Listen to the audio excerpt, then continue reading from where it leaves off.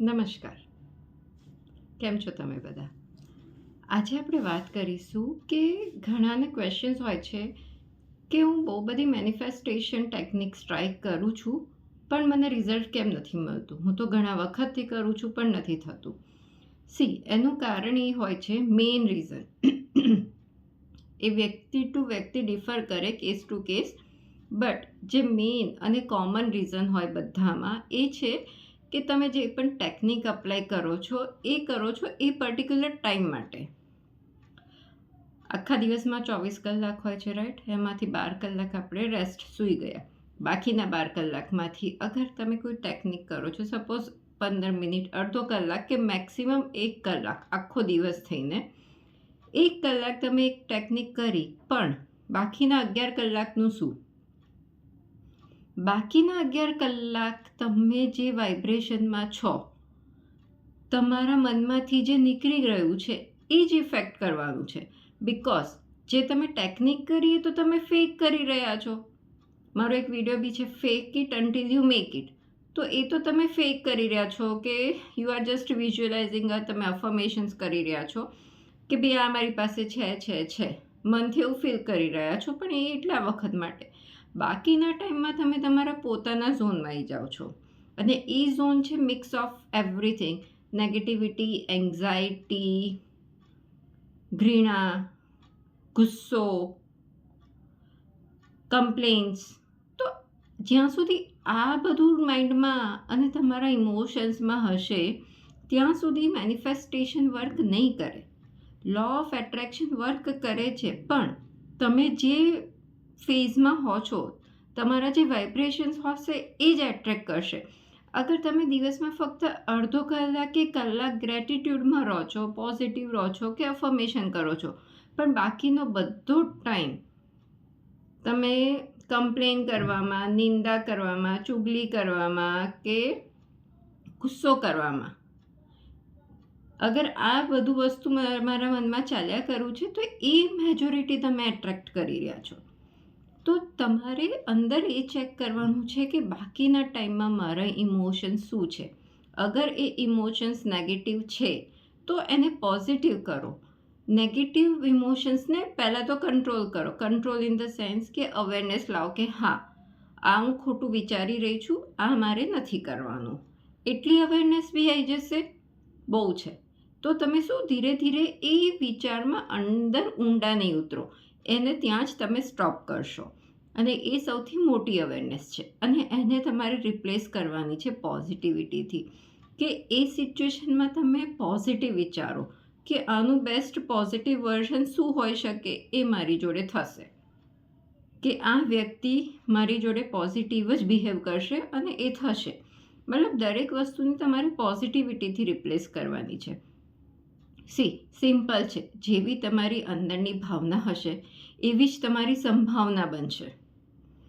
જે તમે અંદર ભાવના રાખો છો, જે ઇમોશન્સ અંદર રાખશો, એ રીતેની જ સિચ્યુએશન, એ રીતે જની સંભાવનાઓ તમારી આજુબાજુ ઘટિત થશે, અને એ રીતેના જ અવસરો તમારા જીવનમાં આવશે. તો સૌથી મહત્ત્વનું છે કે આખો દિવસ તમારે તમારી ભાવનાઓ ચેક કરવાની છે, તમારા ઇમોશન્સ ચેક કરવાના છે, પોતાના અને બીજાના માટે. હંમેશા પોઝિટિવ રહો, સારું વિચારો, નેગેટિવ નહીં વિચારો. જે વસ્તુ તમને જોઈતી નથી એ ના બોલો. નેગેટિવ નથી તમારી લાઈફમાં જોઈતું તો કોઈ પણ નેગેટિવ ઉચ્ચારણ ના કરો. નેગેટિવ થોટ આવ્યો પણ બોલતા પહેલાં એને વિચારો અને ના બોલો, કારણ કે તમને પોઝિટિવ જોઈએ છે, રાઈટ? તો હંમેશા આ વસ્તુનું ચેક રાખો. અગર તમે આટલી વસ્તુ બી કંટ્રોલ કરી લીધી ને, કે નેગેટિવિટીને ત્યાં સ્ટોપ કરી દીધી, એને આગળ ફર્ધર જવા નથી દીધું, તો એ તમારા વાઇબ્રેશન્સમાં નહીં જાય, આગળ ફ્લોમાં નહીં જાય, ઇમોશન્સમાં નહીં આવે, તમે એને વર્ડ્સમાં કન્વર્ટ નહીં કરો, એ એટમોસ્ફિયરમાં નહીં જાય, તો તમારી નેગેટિવિટી ત્યાં થોડી ઓછી થતી જશે અને તમે પોઝિટિવિટી તરફ વધારે જતા થશો, અને તમારા વાઇબ્રેશન્સ બી એ રીતે હાઈ થતા જશે. અને જ્યારે વાઇબ્રેશન્સ હાઈ થશે તો તમારા જીવનમાં પોઝિટિવિટી, સારી વસ્તુઓ આકર્ષિત થવા લાગશે. તો ટેકનિકની સાથે સાથે આખા દિવસમાં તમારા ઇમોશન્સ પર ચેક રાખો. તમારા વિચારો પર ચેક રાખો અને તમે જે બોલો છો એ વસ્તુ નેગેટિવ ના બોલો. જે વસ્તુ તમને નથી જોઈતી, નેગેટિવિટી લાઈફમાં નથી જોઈતી, તો ના બોલો. આજકાલ બધાને મોસ્ટલી હેલ્થ પ્રોબ્લેમ્સ હોતા હોય છે. તેનું રીઝન શું છે? એનું રીઝન્સ છે આપણા મનમાં ભરેલી ઘૃણા, એન્ઝાયટી, કોઈકના લીધેનો ગુસ્સો. અગર આપણે કોઈ બીજા માટે ગુસ્સો રાખીએ છીએ તો એ પણ આપણને જ અફેક્ટ થતું હોય છે. એ વ્યક્તિને તો અફેક્ટ થશે ત્યારે થશે, બટ તમે અગર મનમાં ગુસ્સો ભરી રાખ્યો છે તો તમને વધારે અફેક્ટ થવાનું છે. તો આખા દિવસ દરમિયાન તમે આ બધી વસ્તુઓ ચેક કરો. ખાલી ગોલ્સ અચીવમેન્ટનું અફર્મેશન કે એને રિલેટેડ પોઝિટિવ રહેશો તો નહીં થાય, એનાથી રિઝલ્ટ નહીં મળે. એ સિવાયની તમારી લાઈફમાં બાકીના જે 12 કલાકમાં જે પણ વસ્તુઓ ઘટિત થાય છે એ બધા પર પણ ધ્યાન આપો. અને એ બધામાં જો અગર તમે નેગેટિવ ફ્લોમાં જઈ રહ્યા છો તો એને ત્યાં કંટ્રોલ કરો. કંટ્રોલ ઇન ધ સેન્સ કે અવેરનેસ લાવો કે હું ખોટું વિચારી રહી છું કે વિચારી રહ્યો છું અને મારે આમાં ઊંડા નથી ઉતરવાનું. I just stop it here. કારણ કે મારી લાઈફમાં જે થશે સારું જ થશે. તો તમે એ સિચ્યુએશન કે એ વિચારનો જે મેક્સિમમ પોઝિટિવ સાઈડ હોય એ વિચારો.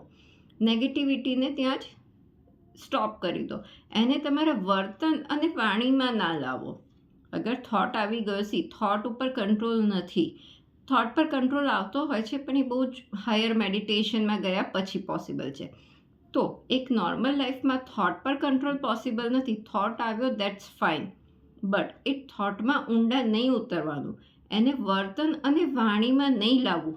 એ તો તમારા હાથમાં છે, કારણ કે આપણે મનુષ્ય જન્મ છે. એનિમલ્સ કંટ્રોલ કરી શકે? નો. એ લોકો પાસે ઓપ્શન્સ છે શું ખાવું, શું કરવું, કયા ટાઈમે ક્યાં જવું? નો.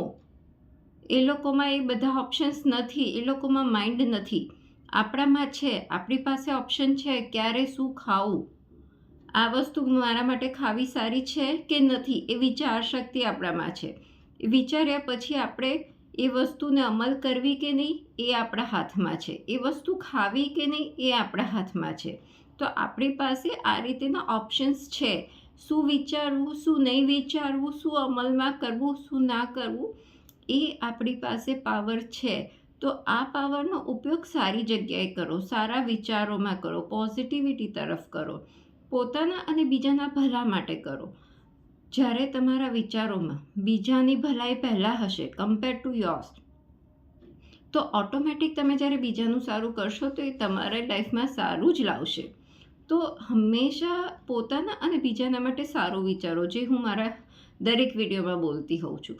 તો આ એકચ્યુઅલમાં એપ્લિકેબલ છે કે આપણે જે વિચારીએ છીએ મન, કર્મ અને વચનથી, ત્રણેય રીતે વિચારવાથી, બોલવાથી કે કરવાથી, અગર આપણે કોઈનું સારું ઈચ્છીએ છીએ તો એ વસ્તુ આપણી જોડે સારી થવાની છે. તો કેટલું સિમ્પલ છે. પોતાના માટે બી સારું વિચારો, બીજાના માટે બી સારું વિચારો. એવું ના જુઓ કે આ મારી જોડે સારું કરશે તો જ હું સારું કરું. પોતે પહેલ કરો, બીજાના માટે સારું વિચારો, પોતાના માટે સારું વિચારો. કોઈ તમારી જોડે સારું નથી કર્યું તો પણ એના માટે સારું વિચારો. અદરવાઇઝ ન્યુટ્રલ રહો. એટલીસ્ટ ખોટું તો ના વિચારો એના માટે. અને પછી જુઓ તમારા ઇમોશન્સ કેવા સારા રહેતા હોય છે. તમારા ઓટોમેટિક વાઇબ્રેશન્સ સારા થવા મળશે. અને જેવા તમારા વાઇબ્રેશન્સ હાઈ જશે, તમારી લાઈફમાં સારી વસ્તુઓ તમે ધારી નહીં હોય ત્યાંથી આવશે. તમે વિચારતા પહેલાં તમને વસ્તુઓ મળવા લાગશે. અને આ એકચ્યુઅલમાં પોસિબલ છે. તો અગર તમારી અગર તમારી લાઈફમાં મેનિફેસ્ટેશન વર્ક નથી કરી રહ્યું, મતલબ ખોટી રીતે કરી રહ્યું છે, તો જસ્ટ ચેક ઇટ આઉટ કે તમે કયા લેવલ ઉપર ક્યાં ખોટું વિચારી રહ્યા છો. એ વસ્તુને પોઝિટિવિટીથી રિપ્લેસ કરવાનો ટ્રાય કરો. હંમેશા પોતાના અને બીજાના માટે સારું કરવાનો વિચાર, ઓલવેઝ સારું કરવાનો ટ્રાય કરો. પોઝિટિવિટીને લાવો, ગ્રેટિટ્યૂડને તમારી લાઈફમાં લાવો. અગર ક્યારેક ગુસ્સો આવી બી જાય તો પોતાની બ્રીધિંગ પર ધ્યાન આપો અને રિલેક્સ થઈ જાઓ. 5 બ્રીધિંગ કાઉન્ટ કરો, ઇન્હેલ અને એક્સેલ.